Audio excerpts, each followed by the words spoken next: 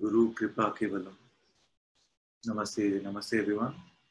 Very warm welcome to Satsang today.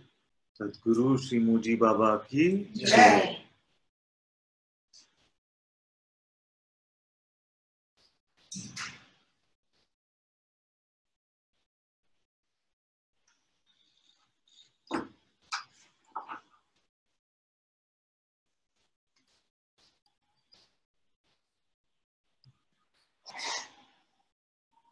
A few months ago, when we were doing the Ashtavakra Gita, we created a list of clues. Clues is another word for pointers. You see, what are pointers? Pointers are basically clues which allow us to find that which is the ultimate reality. So as we were going through the Ashtavakra Gita, some feeling came here that if it was possible to encapsulate all of the verses, hundreds of verses, then is it possible to encapsulate some of these into a short booklet or a short set of clues which we could all have a look at and utilize. So as we start again after this bit of a break, I feel like it might be a good idea to recap some of those if I can find the document that is.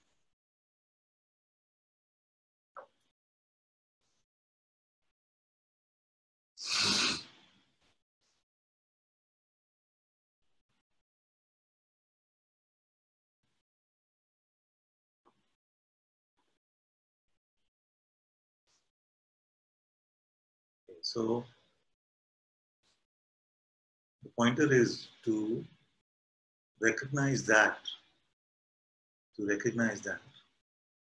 which is the one witness of all things, the all-knowing awareness beyond just percepts and concepts. Recognize that, which is the one witness of all things, the all-knowing awareness beyond just percepts and concepts.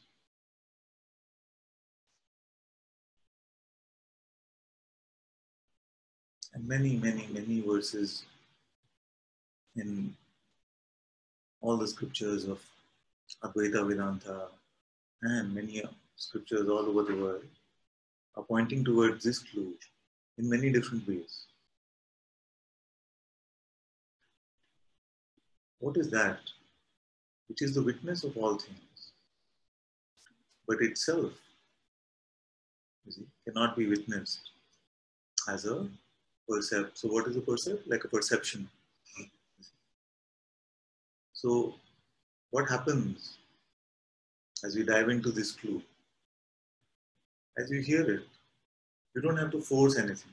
You see, with any of these clues, remember that nothing has to be done by force.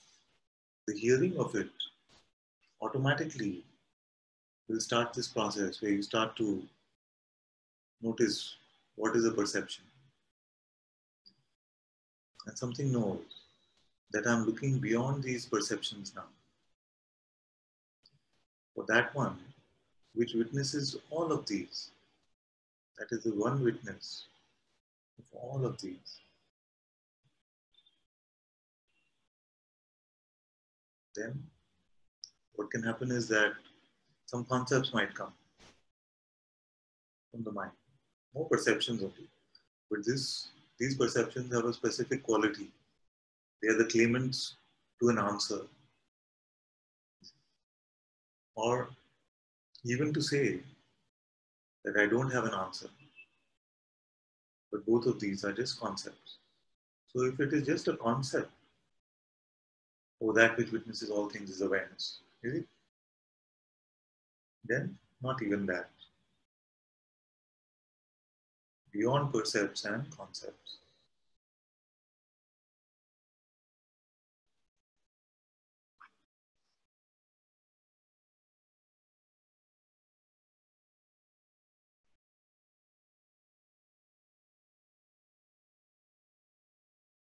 Then what happens? The one that witnesses all things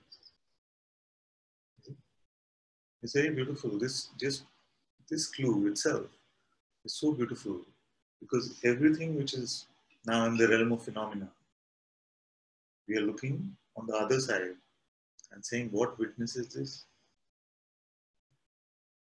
Then all our problems gone, at least for the moment.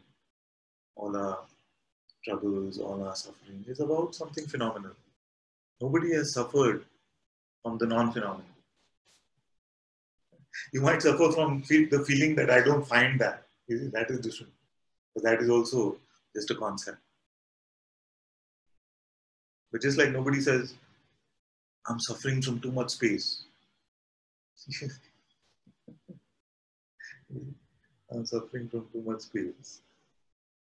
So even subtler than that, not even in the realm of time and space, there is that which witnesses even space.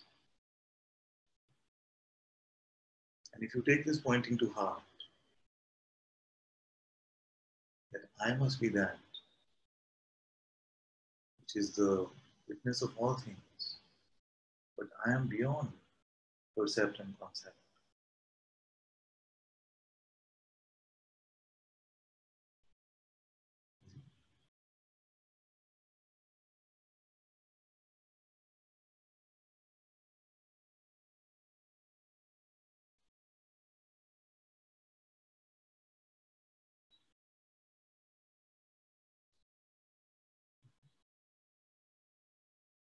And you don't have to make a concept about what you are finding.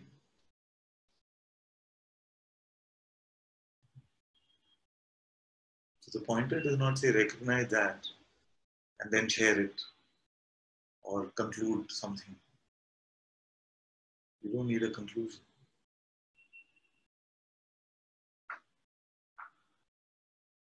Just recognize. Is there a witness of all things?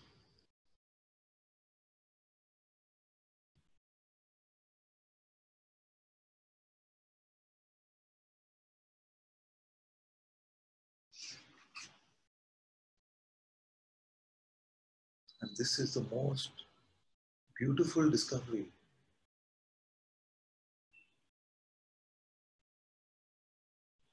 That actually I do not find a entity which is a witness. I do not find an object. I don't find a thing. And yet the witnessing is undeniable.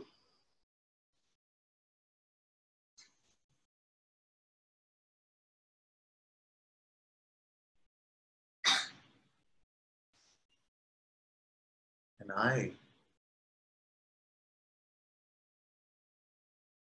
my ultimate reality, the truest absolute self,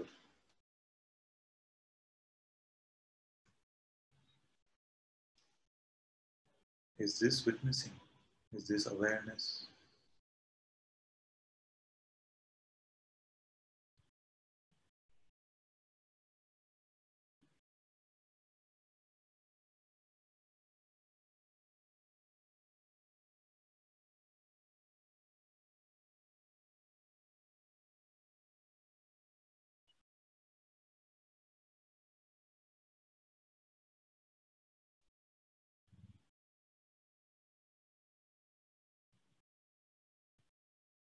One important pointer is that when we use the term witnessing in satsang, we are talking about that which witnesses even perception.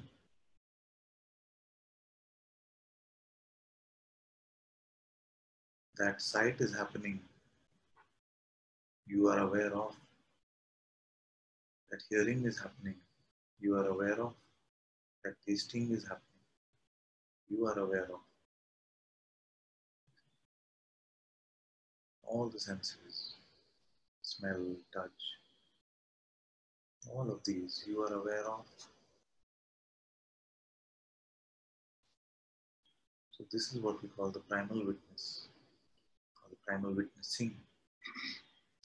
Because sometimes the term witness itself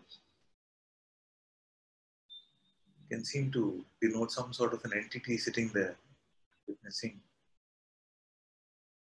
but you are not a thing.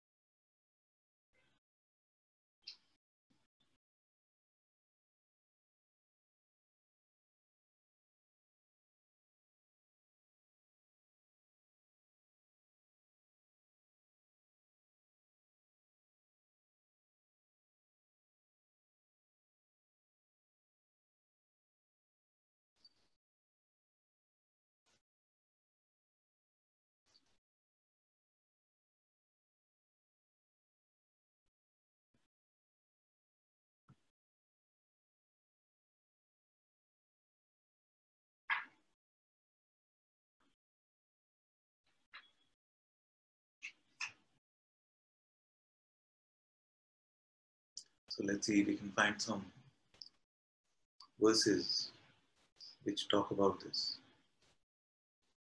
So in the Ashtavakra Gita, chapter 1, verse 3, the sage Ashtavakra says, "You are not earth, water, fire, or air. You are not earth, water, fire, or air. Nor are you empty space." What a beautiful catch, isn't it? Because the moment we say you're none of these phenomenal things, we can come to this sense that I must be the space which contains all of this. So the sage quickly says, no, you're not even this empty space.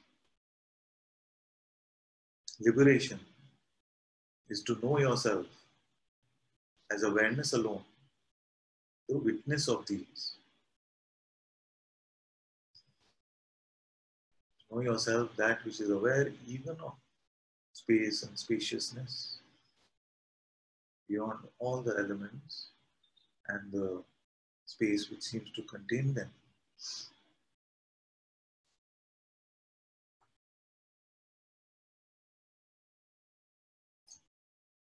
Allow your mind to be shaken up a bit by this. See, sometimes the implications of this we get too scared of and then we shy away from it. And we try to understand this in some sort of a worldly way. So when I say allow your mind to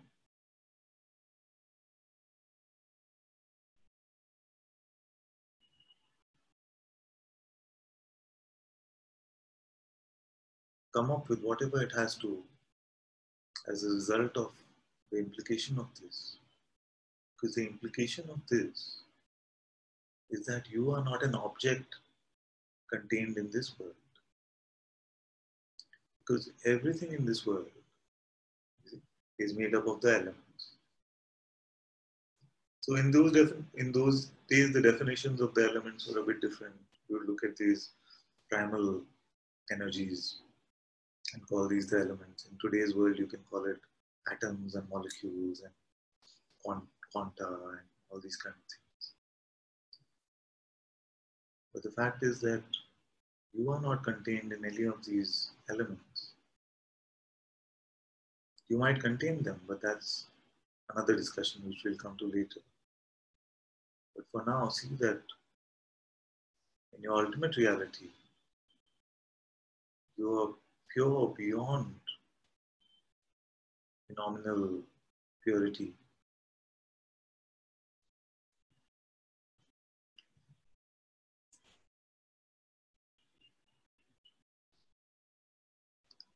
There's another translation by the sage Paramahansa Yogananda of the same verse. Earth, fire, and water, the wind and the sky, you are none of these. If you wish to be free, no, you are the self, the witness of all these, the heart of awareness.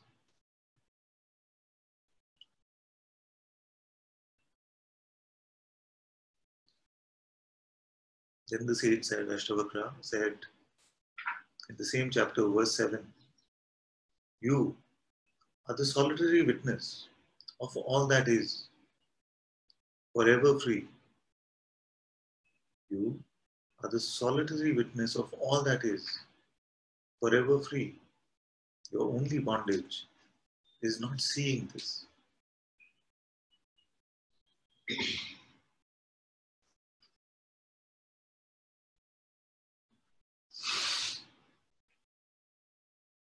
In verse 12 he says, you are the self, the solitary witness. You are perfect, all pervading, one. You are free, desireless, forever still. The universe is but a seeming in you.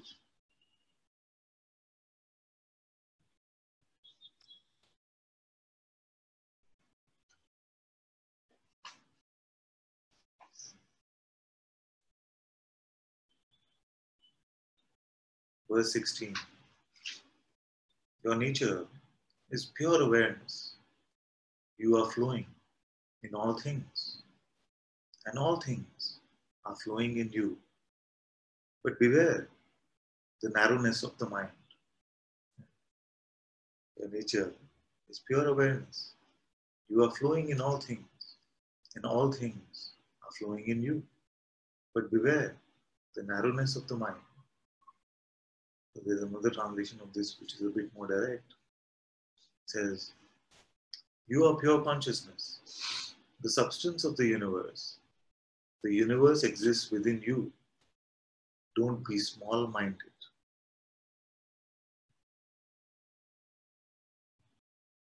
Small-minded means this mind which is the lawyer of limitations, which is convincing you that you are a limited entity, contrary to what the sage is saying.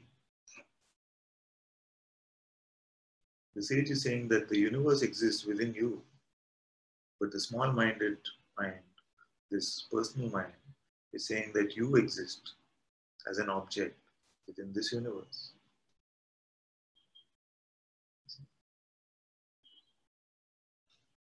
So don't be small-minded only means don't identify as if you are something which this mind is pointing to. Don't identify with any limitation. Don't identify with any distinction. Because you are pure awareness.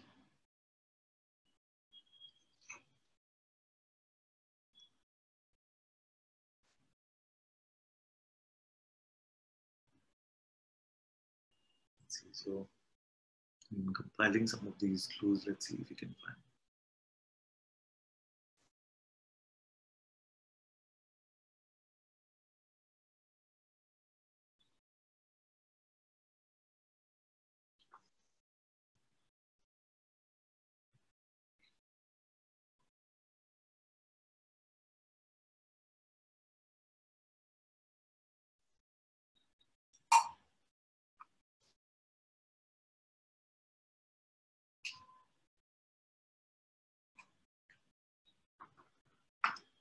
If I'm not mistaken, this is from Bhagwan Sri Ramana Maharishi's Upadesa which is his main pointings, the essence of his main pointings. So he says in verse 26, to know the self is but to be the self, for it is non-dual. In such knowledge, one abides as that. Now, how does this relate to this clue? Because it can feel like, oh, this is about some sort of mental knowing or a sort of perceptual knowing, but it is not. When I ask you, are you aware now? You know the answer is yes. No, I am aware. But you did not perceive this awareness. And nor are you answering just intellectually, conceptually. So neither percept nor concept. And yet you say yes. So to know the self is but to Be the self. You are it. Because when I ask you, so is there an I who is being aware? You say they are the same. I am aware. So you yourself are the self. You cannot help but be it actually. But it is the play of this delusion and recognition which happens within you, within your dynamic aspect. So all the clues are for this play of recognition. How is it known that you are aware? Now, most often I will hear the answer, which is that it is because I'm aware of some content. That's why only I say, I don't know this awareness, but I'm just of this content. So I respond by saying, but when you say you're sitting on a chair, you know both sitting and chair. So when you say I'm aware of my existence, for example, aware even of my being, then what is this aware? Is it an unknown thing?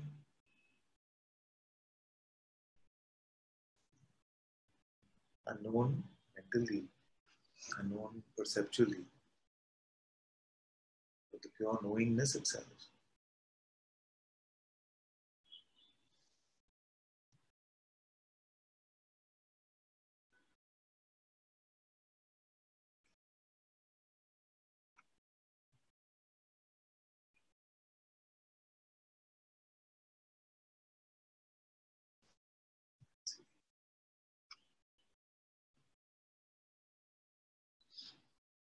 So the first clue was this one.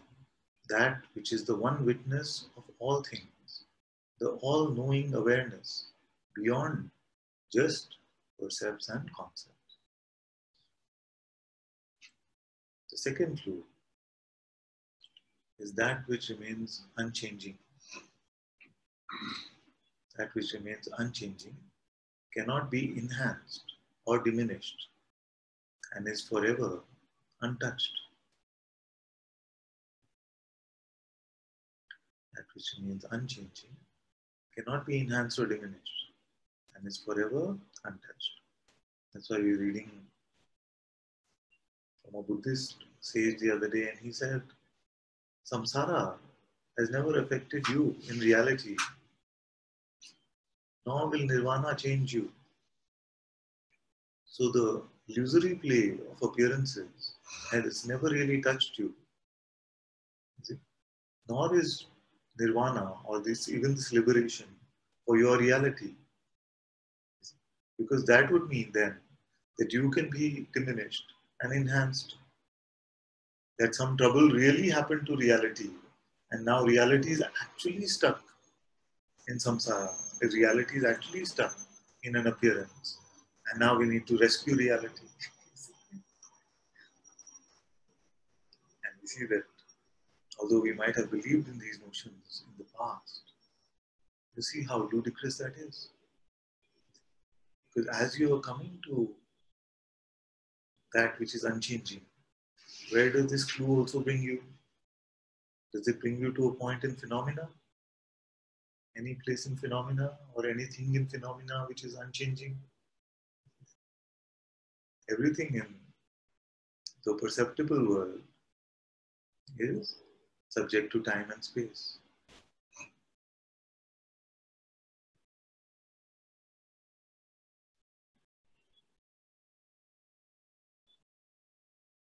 So recognize that one which is the unchanging, which cannot be enhanced nor diminished, and remains forever untouched.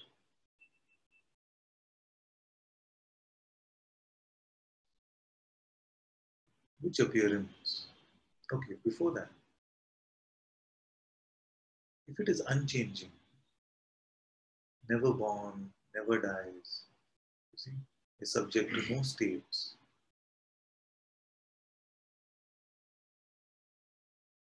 then beyond any concept of time, it must already be here, isn't it? Like in the unchanging go. To go and to come, it must then be the changing. Therefore, it's a beautiful pointer again as to where to look and the possibility of the discovery of this truth right now. Because if the unchanging is true, then it must be here now.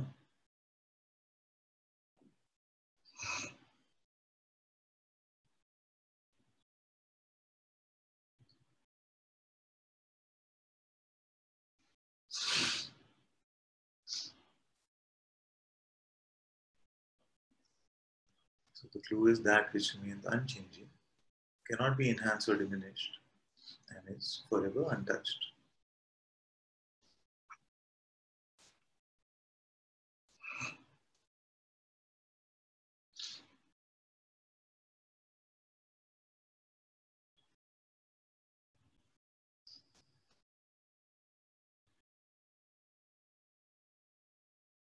In the Bhagavad Gita, chapter 2, verse 20, Sri Krishna has said, that which is not born, that which is not born, nor does it ever die, not having been, does it ever cease to be, that unborn, eternal, abiding, primeval being is not slain, and the body is slain. The translation from. So this one was from Artha Osborne, who was one of the devotees of Bhagwan, and this was shared with Bhagwan blessing. There's another one from Sri Purohit Swami, which says, it was not born, it will never die, nor having once been, can it cease to be. Unborn, eternal, ever enduring, yet most ancient, the spirit does not die when the body is dead.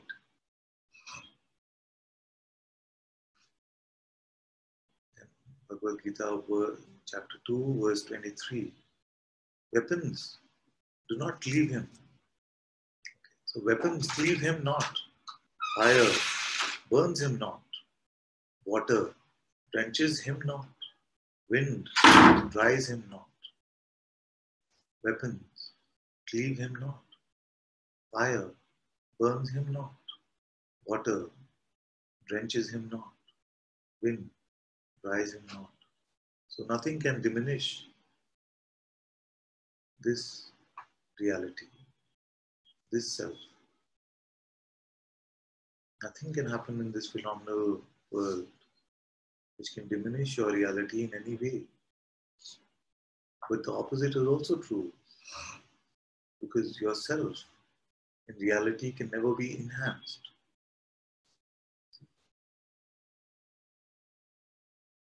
So all this talk of I want to be a better self is more in terms of a worldly sort of description. Your reality is a forever unchanging one. So not only are you the eternal witness, you also remain unchanged, no matter what changes might be occurring. Now, if what I'm going to say next is going to trouble you, then forget about it. But if you just feel like something resonates when I'm saying like this, then keep it in your heart. It's okay. Now, many times we have been confused when the masters have said, nothing has ever really happened. Nothing has ever really happened. So now these clues are available to us. You are the unchanging one. You are the unchanging one. That which changes is not you. You do not come and go. That is why when it is said that it is an appearance, There is a worldly meaning of the term appearance, which means that that which just appears and disappears, comes and goes. But the deeper meaning of the term appearance is that which never really ever happened anyway, because no change can happen to the unchanging one.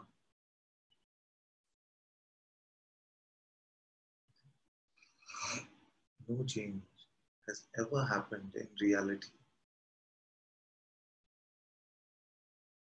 That is why, to explain this, Shankara used examples that actually there is just a rope. It might appear to you that there is a snake. That actually there is just a mother of pearl. It might appear to you that there is a piece of silver lying there. But that snake, that piece of silver, has never really happened, has never really been there.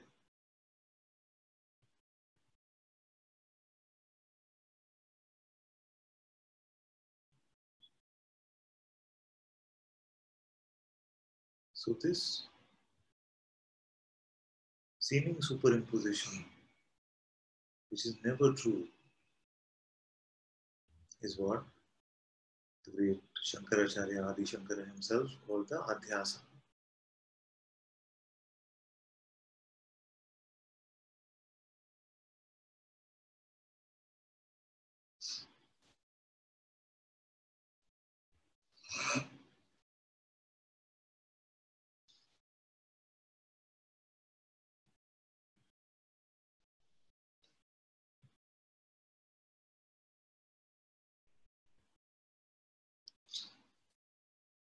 The third clue is to recognize that which is beyond limitations or boundaries.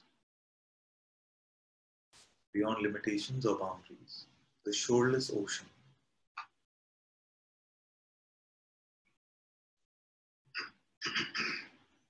Now you notice that everything the mind says about you, its actual intent is to convince you that there is a limitation about you, and therefore you must want something, you must get somewhere, you must do something, because you are not unlimited. The unlimited one, what could it want? It is all there is. What is all there is? Have something missing.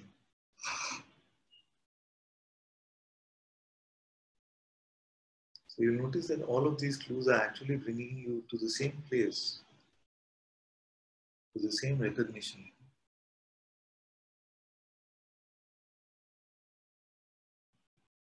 to the same self.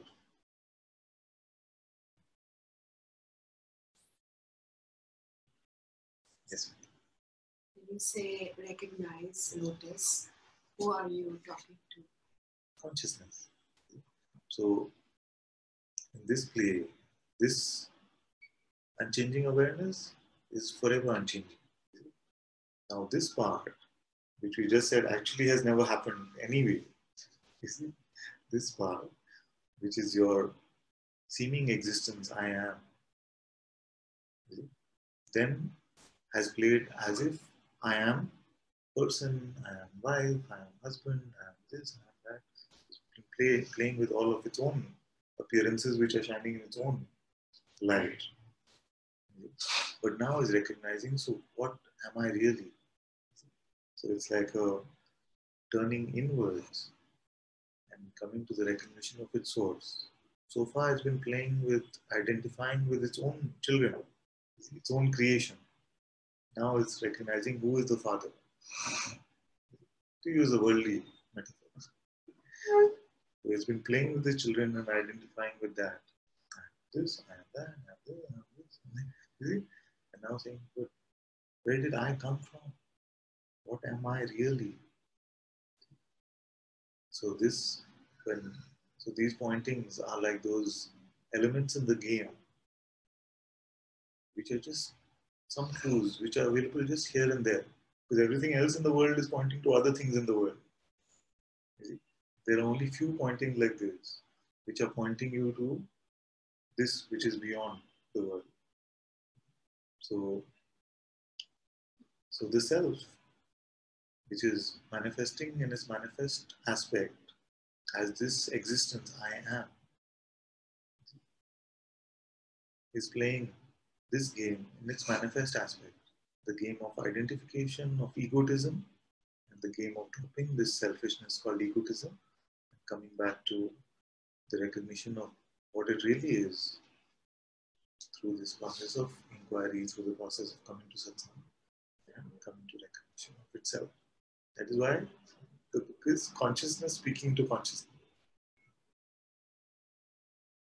And you cannot act, I mean, you can hear these words personally, but that would mean just to hear them intellectually. All these pointings can be taken personally. Oh, I have this knowledge now. I am that witness of all things. But it has a different fragrance when it is just intellectual. And that is part of also the design of this play. The fragrance is different. You just say, yes, I am the eternal witness, What all this can't bother me, I'm just the eternal. It's like that. It comes from a place of true insight, which is I'm the eternal witness. All of this is very, this carries the fragrance of truth. At least some clue must be there to recognize that which is true or ultimately true from the false. So, like Guruji would say, you have to smell very carefully where something is coming from. So anyway, the point was that this consciousness itself, this being itself, so this is I, this is being, I am. Before this, so if I could say to you, forget about existence.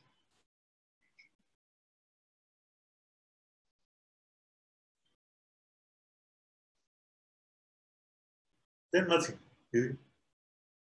No trouble, no concept of what to do, where to go, and yet all things can continue to play out. Forget about me, don't be concerned about anything which is in the realm of existence, including existence itself.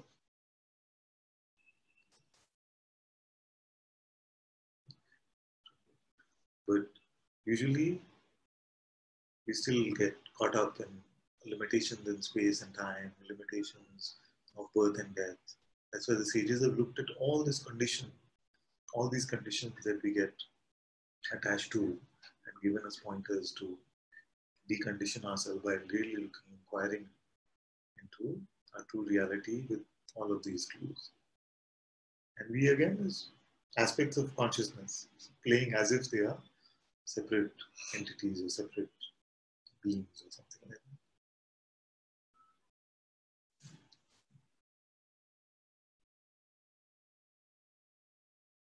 So that which is beyond limitations or boundaries of space, the shoreless ocean.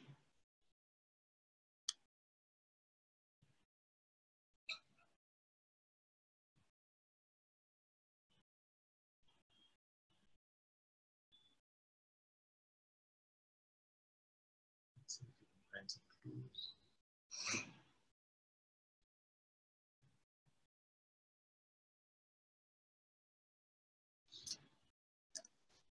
Yes, this one is also contained in this beautiful verse from Saint Augustine in his book called The Confessions, where he says, "But how shall I call upon my God and Lord? For when I call on him, I ask him to come into myself. And what room is there in me where my God can come? God, who made heaven and earth. Is there anything in me, O Lord, my God, that can contain you? Indeed, do heaven and earth, which you have made, and in which you have made me, contain you? Or, since nothing could exist without you, does every existing thing contain you? Beautiful line. Or, since nothing could exist without you, does every existing thing contain you? Why, then, do I ask that you come into me, since I do exist? I, who could not exist if you were not in me. Why do I say this? Because even if I were in hell, yet you would be there also. Or if I go down into hell, you are there. I could not exist then, oh my God, could not exist at all unless you were in me. Now is the important switch. Or should I rather not say, I could not exist unless I were in you, from whom are all things, by whom are all things, and in whom are all things. Even so, Lord, even so, where do I call you to come, since I am in you? Or whence can you enter into me? Or where, beyond heaven and earth, would I go that my God might come there into me? For where, beyond heaven and earth, could I go that my God might enter into me?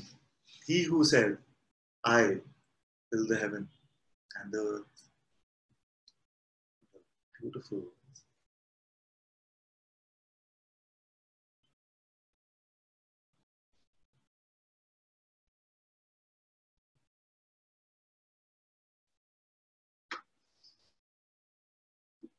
Now,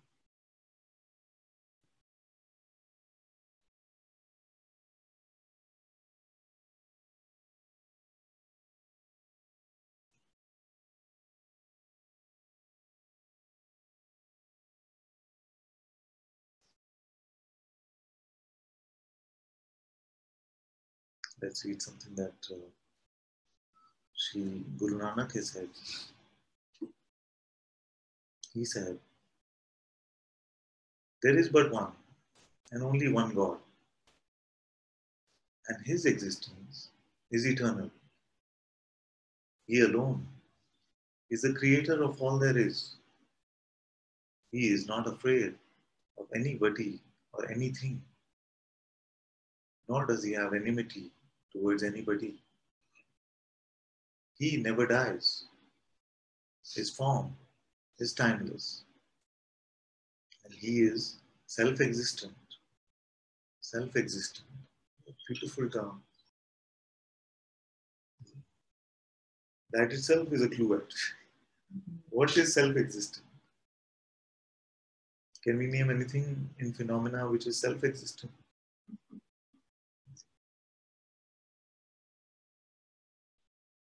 So, like we can say self-existent, which exists without any other support. Self-luminous. But we can also say it is only the self which is causeless. Everything else in the world has a cause. This was caused by this, this was caused by this, this was caused by this, this was caused by this. We can keep going back. This was caused by this. You see? But this self is the first, beyond cause, beyond effect.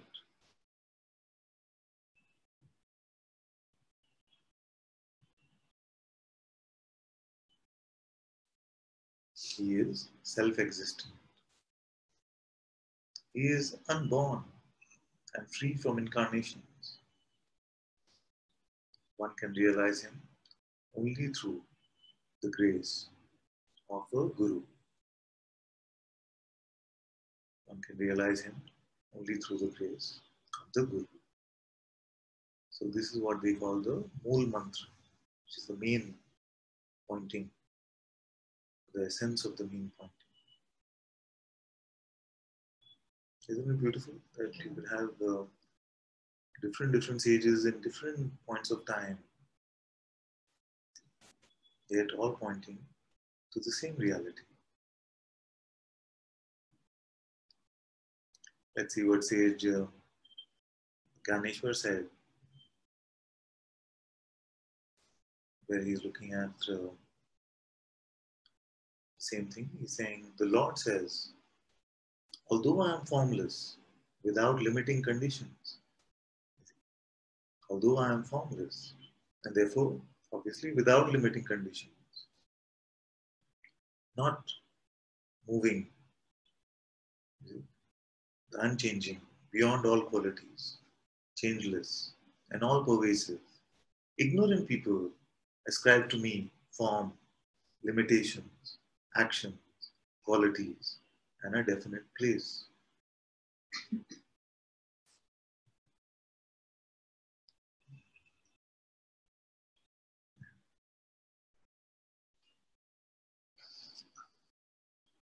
The Katha Upanishad verse, chapter 1. Chapter 2.1, verse 10 says, what is here is also there. What is there is also here. Who sees multiplicity but not the one? Who sees multiplicity but not the one? Let me read this again. Who sees multiplicity but not the one indivisible self must wander on and on from death to death. What is here is also there. What is there is also here. Who sees multiplicity but not the one indivisible self must wander on and on from death to death. When we see me and other, when we make this distinction, then we admit through our belief that I am a limited object with birth and death. As long as this game is played like this, then you are something. You will believe yourself to be something that was born and will die. The good news is that as soon as the false belief is dropped, then there is a distinction. If you cannot point to me, if you lose all phenomenal references about yourself,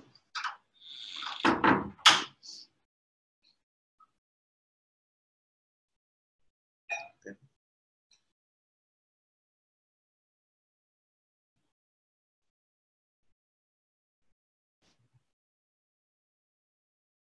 in this moment you are beyond birth and death. And this is your unchanging reality. But remember again that we are talking about how it plays in your manifest aspect.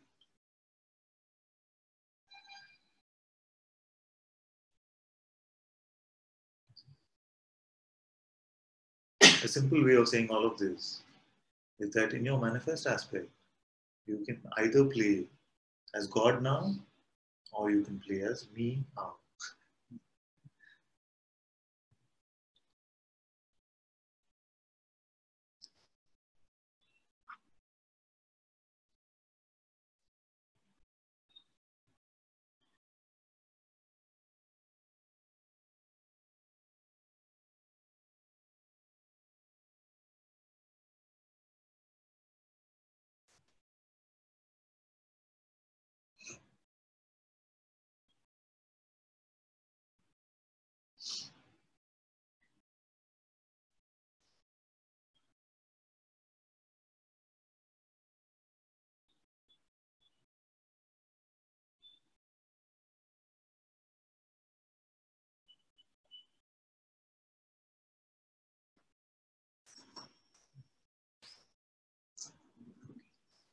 So before we close, we'll just read the rest of the clues without elaborating on them so much.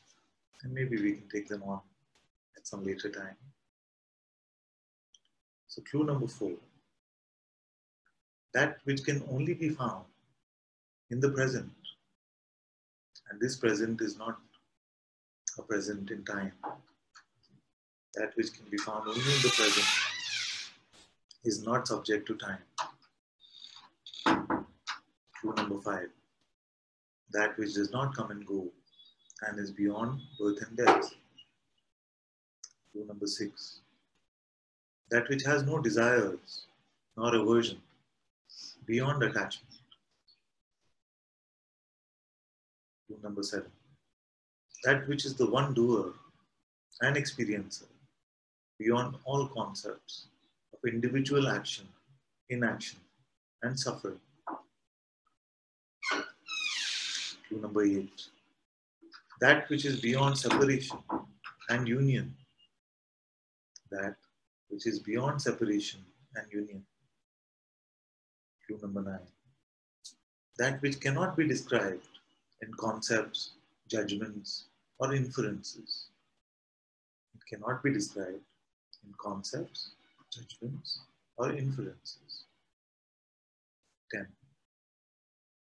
That's right. Remember that all of these, what is being said, everything that is being said in Satsang, none of it is actually the true description of reality. These are just pointers, clues. The truths will be found in your intuitive insight. You see? Not through any concept. So these clues, these pointers are just to give some direction in this play, so that you can come to your direct recognition, to your intuitive insight about what is real. Clue 10.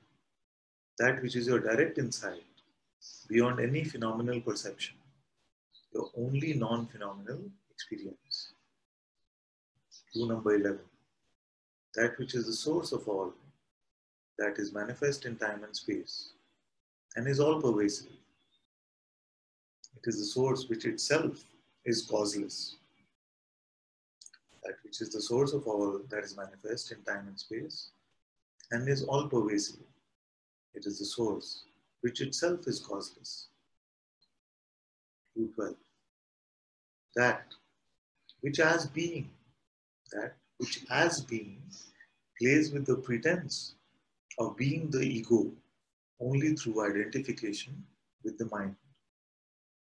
That which as being plays with the pretense of being the ego only through identification with the mind. Clue number 13. That which is discovered by following the guidance of the Sadguru, which is your own divine presence. Discovered by following the guidance of the Sadguru, which is your own divine presence. Clue number 14. And maybe find a different place to put this one. But for now it is 14. It says, that which is beyond the states of waking, dream, and dreamless sleep. That which is beyond the states of waking, dream, and dreamless sleep.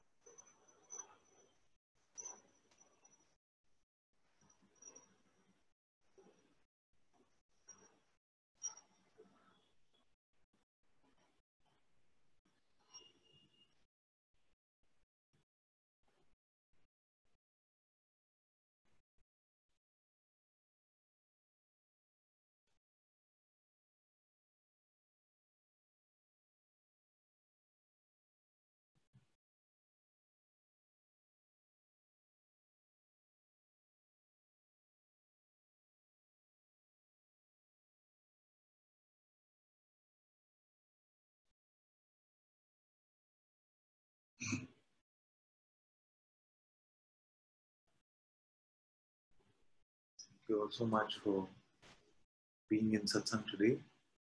Sadguru Shri Muji Baba ki Jai. Shri Ananta-Part ki Jai. Guru Kripa Kevalam. Love you, love you, love you.